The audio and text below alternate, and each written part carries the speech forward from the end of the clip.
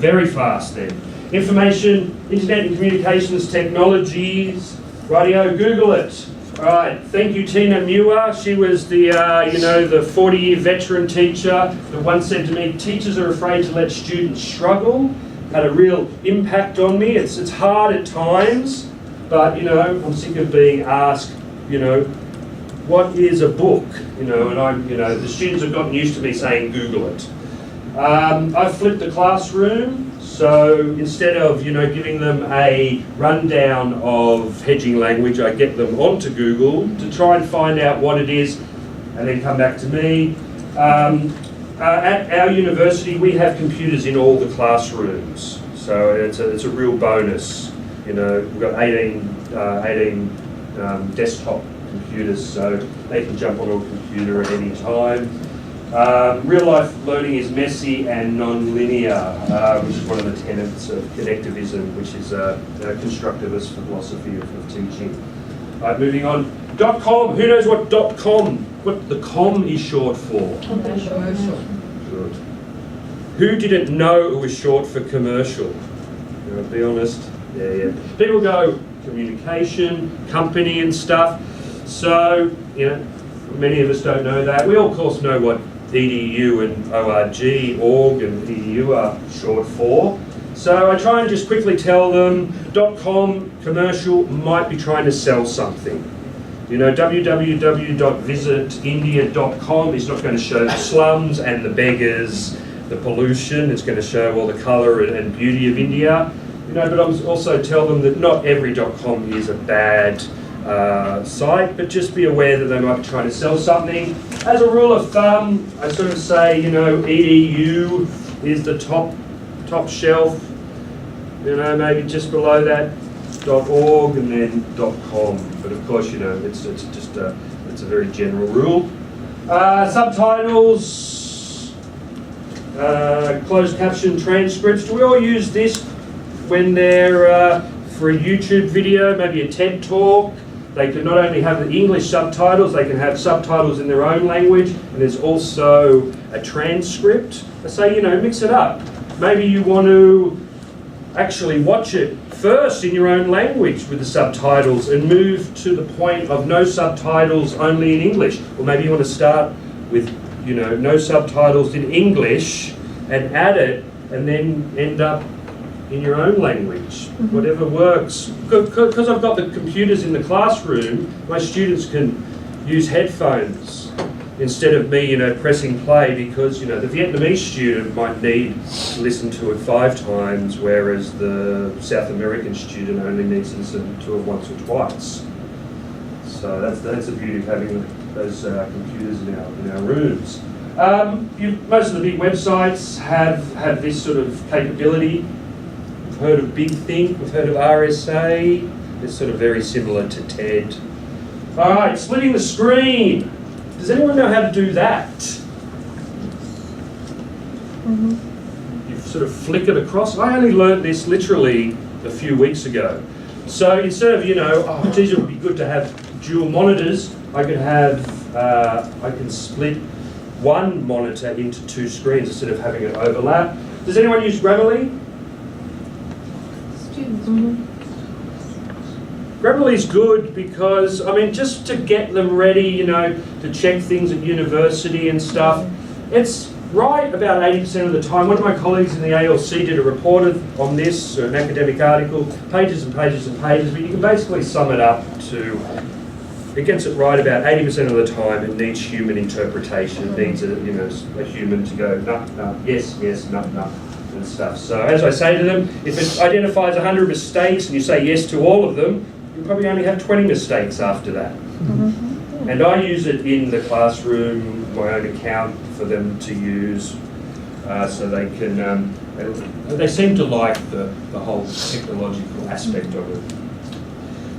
Voice typing. Has anyone done voice typing on a Google Doc? That's fun. We can all write the novel that's in us. I actually had to write a letter, and it ended up being 16 pages, and I did it in 2 hours. I wouldn't have done that by typing. The find function. Everyone knows about the find function in PDFs and Word documents. an Elvis moment. The students often don't. So, well, yeah, if you've got a keyword, put it into the find function and you'll find that throughout the academic article. And then you can take it a bit further if you want to understand maybe the context of that keyword and whether it's going to be applicable for an assessment of yours. Why don't you stick it in Google Translate? I mean, you know, we would love them if they could read it in English, but with the amount of reading that they have to do at university, that, you know, sometimes, you know, a combination of find function and Google Translate might be a little bit more practical or pragmatic, as I've said. Does everyone use bookmarks or favourites for their websites and stuff? Yeah.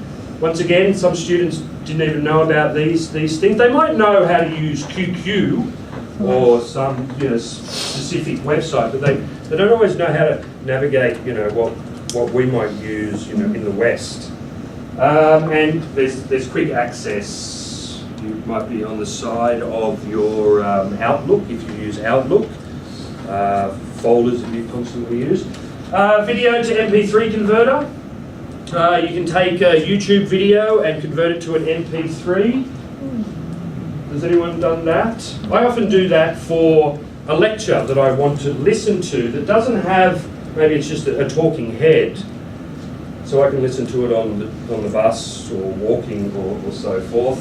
It's good, and it saves on data, you know, so they're not wasting it. Book summaries, audio books. Does anyone use book summaries? Textbooks not so much, but business books, yes. Might be. There's often, you can find a book summary. I often listen to an audio book. One I listened to recently, which had a bit of an influence on this talk, was the 4-Hour Work Week by Tim Ferriss. It has some applicable stuff to what I'm saying today, and I also found a book summary of it. It's all right. Wikipedia, considered non-academic, though there's some argument about that, but as I say to them, it's a start for keywords, for names, and for references. And processes and strategies. The three biggest things I noticed in the divide between the Academic Learning Centre and Ellicos was referencing. Maybe we have to beef that up. Report writing. We do essays. Does anyone do report writing? We do it, we cover it, we look at it as a reading exercise, but we don't use it as a writing exercise. Look, there's only so much time we've got. But report writing and research skills. Coming back to the software, content and language integrated learning, there's some you can learn about whatever pivot tables, you know, we can find a video on YouTube, or, you know, if you've got LinkedIn, they've got nice little small nuggets, sort of, you know, 2, 3, 5 minute videos that, you know, form a larger course and stuff, so perhaps they can be used. Microsoft Word, you know, what I was talking about before. Visual images, does it lend itself to a visual image? We'll probably all use the thermometer for adverbs of frequency, you know, sometime, or, you know, never, sometimes, you know, usually, always, and it's in a thermometer. And I do an hourglass for essays, puzzles. This is mathematical puzzles and varied, like IQ puzzles, can appeal to multiple intelligences, and levels and options, which is based on Bloom's taxonomy. You know, understanding, remembering is the basic level, analysing and applying is at mid-level, and then we've got evaluating and creating at the top level. And, oh, thank you.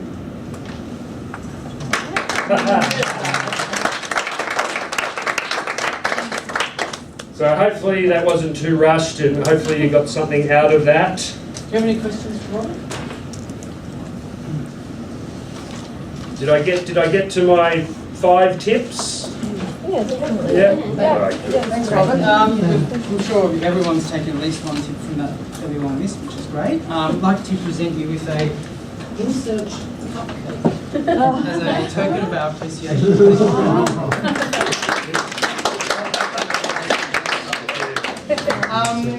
Just a key with the room. So we're obviously in 701. We're on level